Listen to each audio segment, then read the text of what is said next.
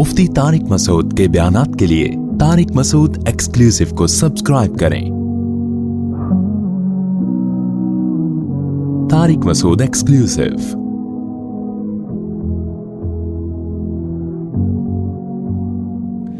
इस रुकू में पीछे एक आयत गुजरी है कि तुम अपने दिल में कोई बात रखो या उसे जाहिर करो। इन तुबदू माफी अनफुसिकुम औ तुखफूहु, या तुम उसको दिल में छुपाओ, अल्लाह मुहासबा करेगा, पकड़ेगा।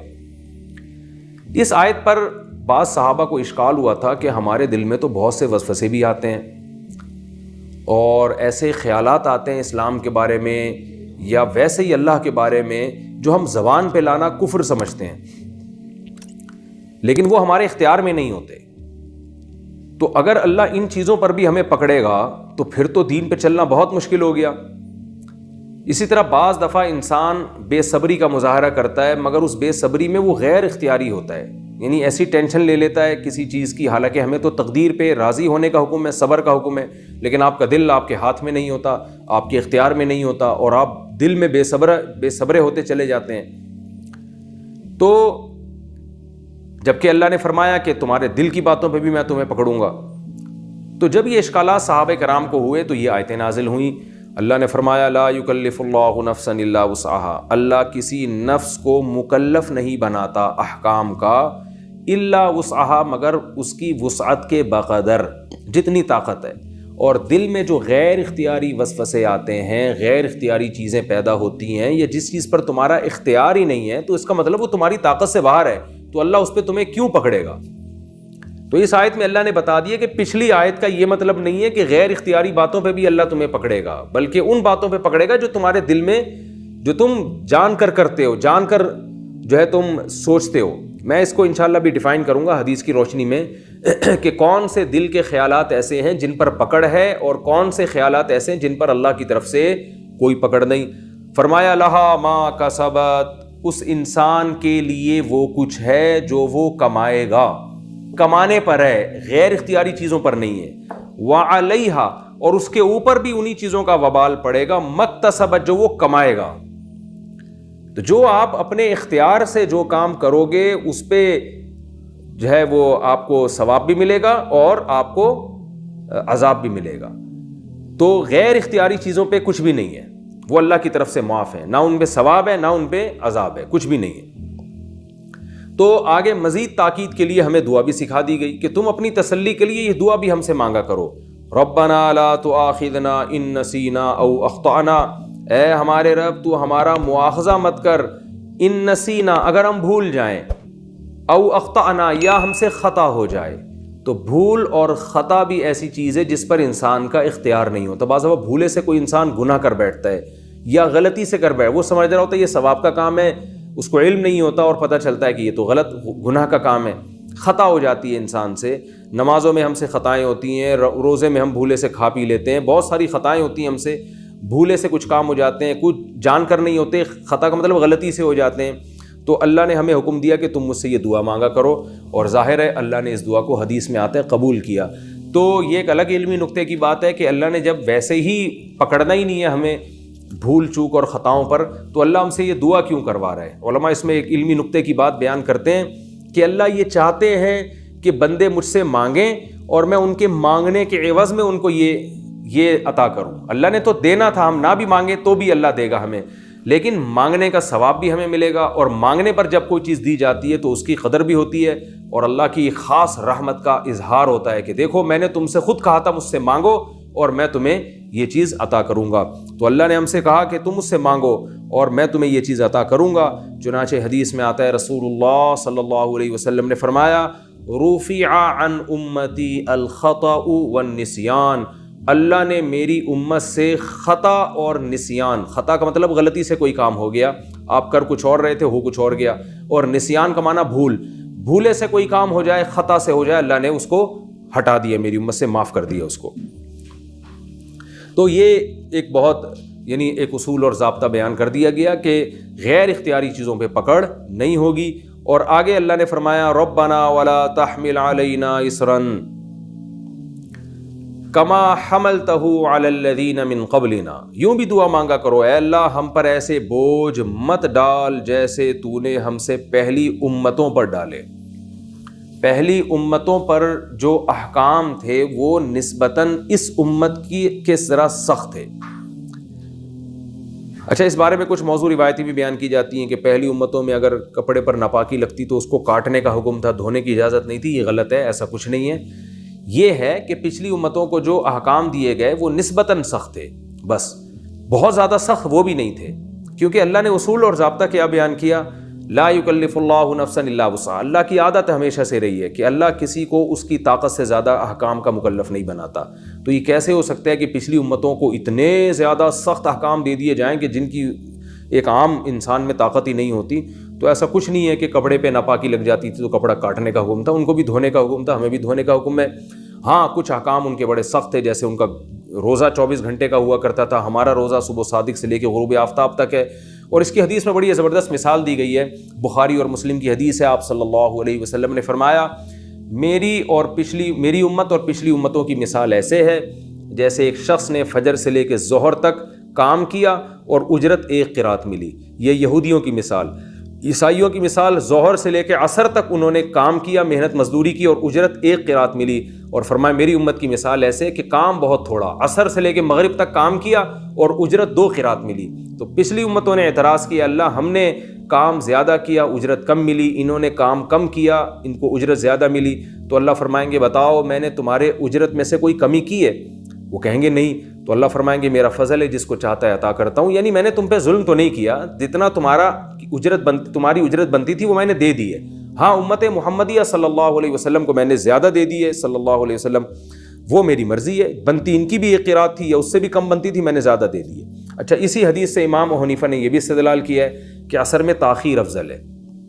آپ نے دیکھا ہوگا عرب کنٹریز میں عصر مثل اول پہ پڑھی جاتی ہے، بہت جلدی تیز دھوپ میں، اور جو امام حنیفہ کا جو راجح قول ہے اس کے مطابق عصر جب سورج کا سایہ 2 مثل ہو جائے پھر پڑھنی چاہیے، جیسے کہ بر صغیر میں ہے۔ وہ اس کی ایک بہت بڑی دلیل یہ حدیث بھی ہے، اس لیے کہ حدیث کے مطابق اگر عصر کا وقت مثل اول پہ رکھا جائے تو یہ مثال جو نبی صلی اللہ علیہ وسلم نے دی ہے پھر فٹ نہیں بیٹھتی، اس لیے کہ پھر ظہر عصر کا وقت اور عصر اور مغرب کا وقت تقریباً سیم ہو جائے گا، تو پھر عصر اور مغرب کے وقت شارٹ نہیں ہوگا۔ مثال تو حدیث میں یہ دی جا رہی ہے نا کہ امت محمدیہ نے عصر سے مغرب تک محنت کی، ظاہر ہے یہ بتانا مقصد ہے کہ یہ عمل بہت تھوڑا ہے لیکن اجرت ڈبل دی جا رہی ہے، عمل کثیرن و اجر، عمل قلیلا و اجر کثیرن، عمل تھوڑے ٹائم کیا اجر زیادہ کمایا جا رہا ہے۔ تو اس سے بھی پتہ چلتا ہے کہ امام حنیفہ رحمہ اللہ پر جو لوگ اعتراضات کرتے ہیں نا بس چند احادیث کو سامنے رکھ کر، تو وہ لوگ ہیں جن کے سامنے چند احادیث ہوتی ہیں جو صرف آپ کے مسلک کی تائید میں ہوتی ہیں، آپ ابو حنیفہ رحمہ اللہ تعالیٰ کی فقاہت اور دور اندیشی تک آپ پہنچے نہیں ہوتے۔ تو افضل وقت عصر کا یہی ہے جس پہ یعنی عصر کو تھوڑا سا ٹھنڈا کر کے پڑھا جائے، بہت زیادہ تاخیر سورج کی تیزی ختم ہو جائے وہ مکروہ ہے، احادیث سے اس کی کراہت ثابت ہوتی ہے۔ تو یہاں اللہ نے فرمایا کہ تم یوں دعا مانگا کرو کہ پچھلی امتوں پر جو تو نے شاق احکام دیے تھے اللہ وہ ہم پر نہ دے، اور یہ دعائیں اللہ نے قبول کی ہیں۔ ربنا ولا تحملنا ما لا طاقت لنا بھی، اور اللہ ہم پر ایسا بوجھ مت ڈال جس کی ہم میں طاقت نہ ہو۔ یہاں بوجھ سے مراد مفسرین بیان کرتے ہیں دنیا اور آخرت کی سزا کا بوجھ ہے۔ پچھلی امتوں پر سزائیں بھی بہت سخت آئی ہیں۔ بنی اسرائیل کو حکم دیا گیا تھا کہ ہفتے کے دن مچھلی کا شکار نہ کریں، انہوں نے کیا، اللہ نے ان کو بندر اور خنزیر بنا دیا۔ تو یہ جو سخت بوجھ ہے یعنی سخت سزائیں ہیں، اے اللہ تو ہم پر یہ نہ ڈال۔ جیسے بنی اسرائیل نے بچھڑے کی عبادت کی تھی تو کیا سزا ملی تھی؟ جنہوں نے عبادت نہیں کی وہ قتل کریں گے ان لوگوں کو جنہوں نے عبادت کی ہے، تو یہ قتل کی سزا اور بہت اس طرح کی شدید سزائیں دی گئیں، آسمان سے پتھر برسے۔ تو ہمیں کہا جا رہا ہے اللہ ہم پر ایسا بوجھ مت ڈال، یعنی دنیا میں بھی اور آخرت میں بھی جس کی ہم میں طاقت نہیں ہے، ایسی سزا مت دے۔ پھر کر کیا؟ واعف عنا، اللہ معاف کر دے ہمیں، اگر ہم سے غلطی کوتاہی ہو جائے، واعف عنا درگزر کر، واغفر لنا اور ہماری مغفرت کر۔ درگزر کا مطلب ہوتا ہے چشم پوشی سے کام لینا، کہ شدید ترین سزا نہ دینا۔ اب اس میں احتمال تھا کہ شاید تھوڑی سی سزا مل جائے، تو ہمیں کہا جا رہا ہے واغفر لنا، اللہ بالکل معاف کر دے، سزا ہی نہ دے ہم کو، ورحمنا، اور ہم پر رحم بھی کر، یعنی اضافی رحمت بھی کر ہمارے اوپر. کیسی بہترین دعا ہے کہ اللہ تو جس کو آج واعف عنا کو ہم آج کی زبان میں کہیں گے، جس کو انگلش میں کہتے ہیں نا اگنورینس کا جو ترجمہ بنتا ہے وہ پورا واعف عنا کا نظر انداز، یعنی کہتے ہیں نا جانے دو یار، اس کو پنجابی میں کہتے ہیں چھڑو پرے، مٹی پاؤ، یہ الفاظ آج کل استعمال ہوتے ہیں. واعف عنا، اللہ درگزر کر دے، واغفر لنا، اور ہمارے گناہوں کو مٹا بھی دے، معاف بھی کر دے، یعنی ان کے نشانات بھی ختم کر دے، ان گناہوں کے جو اثر مرتب ہوتا ہے ہر طرح سے اس اثر کو ختم کر دے. ورحمنا، اور ہم پر الگ سے اضافی رحمت بھی کر. وہ رحمت کیا ہے؟ آئندہ صحیح راستے پہ چلنے کی توفیق عطا فرما. انت مولانا. اب سوال پیدا ہوتا ہے بھائی تم اللہ سے اتنی دعائیں کیوں مانگ رہے ہو کہ وہ تمہارے گناہوں پہ معافی بھی کرے تمہیں اور سزا بھی نہ دے اور اضافی تم پر رحمتیں بھی نازل کر. تو ہمیں ہی اللہ سکھا رہے ہیں کہ یہ اس لیے کہ اللہ کہتے ہیں تم مجھے یہ واسطہ دیا کرو، انت مولانا، تو ہمارا دوست ہے. تو جو دوست اور ولی ہوتا ہے، محبوب ہوتا ہے، وہ تو سامنے والے کی خیر خواہی سوچتا ہے. وہ تو جیسے ماں باپ اپنے بچے کی غلطی پہ چاہتے ہیں کہ اس کو ہم معاف بھی کریں اور اس کی اصلاح بھی کریں، تو اللہ تو ہمارا دشمن نہیں ہے، ہم تیرے دشمن نہیں ہیں. ہم تو یعنی وہ کچھ نہیں ہونے چاہیے جو یہود و نصارہ نے کیا، جو تیرے منکر تھے، جنہوں نے تیرے پیغمبروں کا مذاق اڑایا. ہم تو تیرے ماننے والے اور تیرے چاہنے والے ہیں. تو ہمارے ساتھ وہ معاملہ کر جو ایک دوست اور کارساز دوستوں کے ساتھ کرتا ہے. انت مولانا، اے اللہ تو ہمارا دوست ہے. فانصرنا علی القوم الکافرین، تو اپنے دشمنوں کے خلاف بھی ہماری مدد کر، اور ہمیں دین پر چلنے میں جو اسلام دشمن قوتیں رکاوٹ بن رہی ہیں تو ہمیں اس میں سپورٹ کر. اگر تو ہماری غلطیوں پہ ہمیں سزا دے گا ہم تو اور پس جائیں گے، تیرے دشمن اور زیادہ غالب آ جائیں گے. تو ہمارے ساتھ وہ معاملے نہ کر جو تو اپنے دشمنوں کے ساتھ معاملات کرتا ہے، ہمارے ساتھ دوستوں والے معاملات کر. کتنی زبردست آیت ہے جس پر اس سورہ بقرہ کو ختم کیا گیا. اور اللہ سے دعا ہے کہ اللہ تعالیٰ اس صورت میں ہم نے جو کچھ پڑھا اور سنا، اللہ اس کے تقاضوں پر ہمیں عمل کی توفیق عطا فرمائے. میں چند علمی نکات جلدی مختصراً بیان کر دیتا ہوں. یہ جو آیت میں اللہ تعالیٰ نے ارشاد فرمایا کہ جو دل کے ارادے ہیں اللہ اس کو پکڑے گا، تو حدیث میں اس کی 3 قسمیں بیان کی گئی ہیں. حدیث میں آتا ہے، آپ صلی اللہ علیہ وسلم نے فرمایا جب کوئی بندہ کسی گناہ کا ارادہ کرتا ہے تو اس پہ گناہ نہیں لکھا جاتا جب تک کہ وہ گناہ کر نہیں لیتا. لیکن نیکی کا اگر ارادہ کرتا ہے تو ارادے پہ 1 نیکی لکھی جاتی ہے، اور اگر کر لے گا تو 10 نیکیاں لکھی جائیں گی. اور آپ نے فرمایا گناہ کا ارادہ کرنے پر لکھا بھی نہیں جاتا، اور اگر اس ارادے سے پیچھے ہٹ جائے تو الٹا اور نیکی لکھی جاتی ہے. یہ حدیث میں آتا ہے. لیکن دوسری احادیث سے اور قرآن کی ان آیتوں سے اتنا پتہ چلتا ہے کہ ایک ہوتا ہے ارادہ اور ایک ہوتا ہے عزم. تو عزم پر گناہ ملتا ہے، ارادے پر نہیں ملتا. عزم کہتے ہیں اتنا مضبوط ارادہ کہ اگر اس گناہ تک پہنچنے کی رکاوٹوں کو ختم کر دیا جاتا تو آپ گناہ کر لیتے. تو اس عزم پہ گناہ ملتا ہے. اور اس عزم کے بعد اگر آپ کو گناہ کا موقع نہ ملے اور آپ مر جائیں تو آپ انہی گناہ گاروں کی فہرست میں شامل ہوتے ہیں. جیسے کہ حدیث میں آتا ہے، آپ صلی اللہ علیہ وسلم نے فرمایا میری امت کی مثال 2 آدمیوں کی طرح ہے. ایک کو اللہ نے مال دیا، دن رات خرچ کرتا ہے. دوسرا وہ جس کے پاس مال نہیں ہے لیکن اس کا عزم تھا کہ میرے پاس بھی ہوتا میں بھی خرچ کرتا. آپ نے فرمایا دونوں کو اللہ اجر دیتے ہیں. اور ایک وہ جس کو اللہ نے مال دیا وہ عیاشی میں اڑاتا ہے، یہ بھی گناہ گار.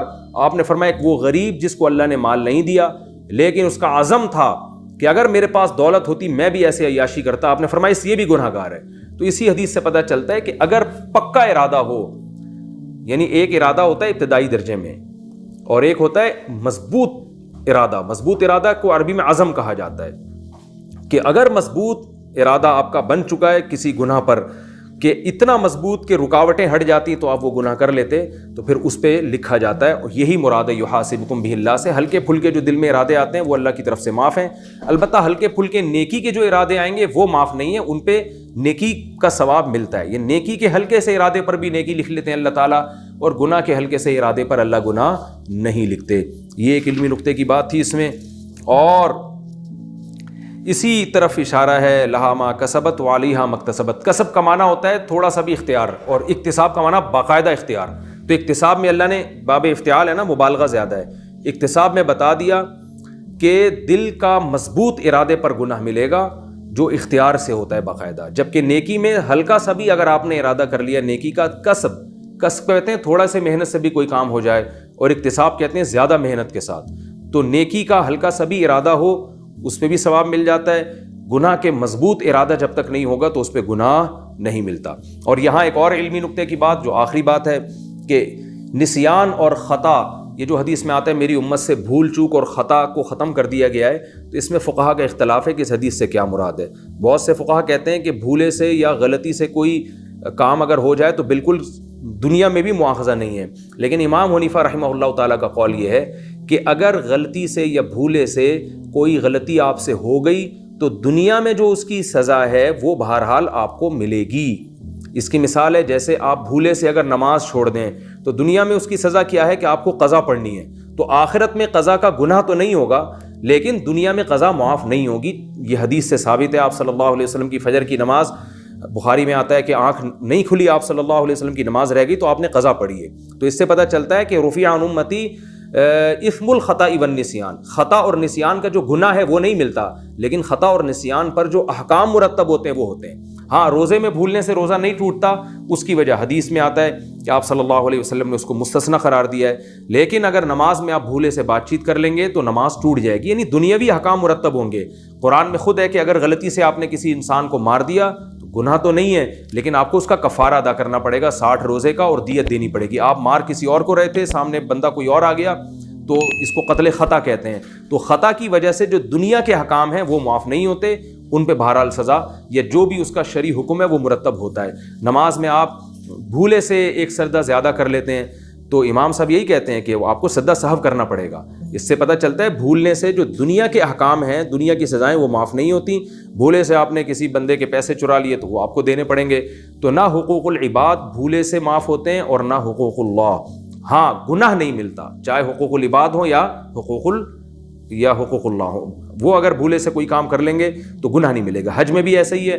بھولے سے آپ سے حج میں آپ نے خوشبو لگا لی احرام کی حالت میں، بھولے سے کوئی شخص احرام کی حالت میں زوجہ سے ہم بستری کر بیٹھا تو اس پہ جو بھی کفارے ہیں، سزائیں ہیں، وہ دنیاوی بہرحال ملیں گی. یعنی دم جو دینا پڑتا ہے وہ دینا پڑے گا آپ کو. تو بھولے سے دنیاوی احکام یاد رکھیں وہ معاف نہیں ہوتے، نہ خطا کرنے سے نہ بھولنے سے. ہاں، آخرت کی سزائیں اللہ نے معاف کر دی ہیں. اللہ تعالیٰ سے دعا ہے اللہ ہم سب کو سمجھنے کی، عمل کی توفیق عطا فرمائے. نبی صلی اللہ علیہ وسلم نے سورہ بقرہ کے اس رکوع کو رات سوتے ہوئے تلاوت کرنے کا حکم دیا. یہ رقیہ ہے، اس سے جنات سے اور شیاطین سے حفاظت رہتی ہے. آیت الکرسی، چاروں قل اور یہ جو سورہ بقرہ کا آخری رکوع ہے اس کا رات کو تلاوت کے وقت اہتمام کرنا چاہیے.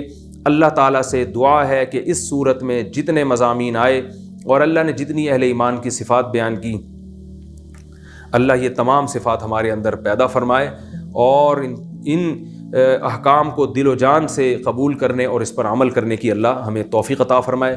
اور آپ حضرات سے بھی گزارش ہے کہ اگر اس تفسیر کے لیکچروں کا آپ کو فائدہ ہو رہا ہے تو اس کو آپ زیادہ سے زیادہ شیئر کریں تاکہ لوگ قرآن کی زبان میں سمجھیں. میں یہاں تفسیر زیادہ ڈیٹیل میں بیان نہیں کرتا بہت زیادہ، اس لیے کہ میرا جو اس تفسیر کے لیکچر سے جو ہدف ہے وہ یہ ہے کہ جب آپ قرآن کی تلاوت کریں تو عربی میں قرآن آپ کی سمجھ میں آنا شروع ہو. لمبے چوڑے تفسیر کے لیکچر ہوتے ہیں لیکن جب آپ قرآن نماز میں سن رہے ہوتے ہیں تو آپ کے ذہن میں کچھ بھی نہیں ہوتا. میں جس چیز کو گرامر سمجھا کے فوکس کر رہا ہوں وہ یہ کہ جب آپ تلاوت کے لیے بیٹھیں یا قرآن مجید آپ تراویح میں یا نماز میں سنیں تو آپ کو خود سمجھ میں آئے کہ اللہ رب العزت آپ سے کیا باتیں کر رہے ہیں اور آپ سے کیا کلام کر رہے ہیں. اللہ تعالی ہم سب کو سمجھنے کی، عمل کی توفیق عطا فرمائے. وما علینا الا البلاغ.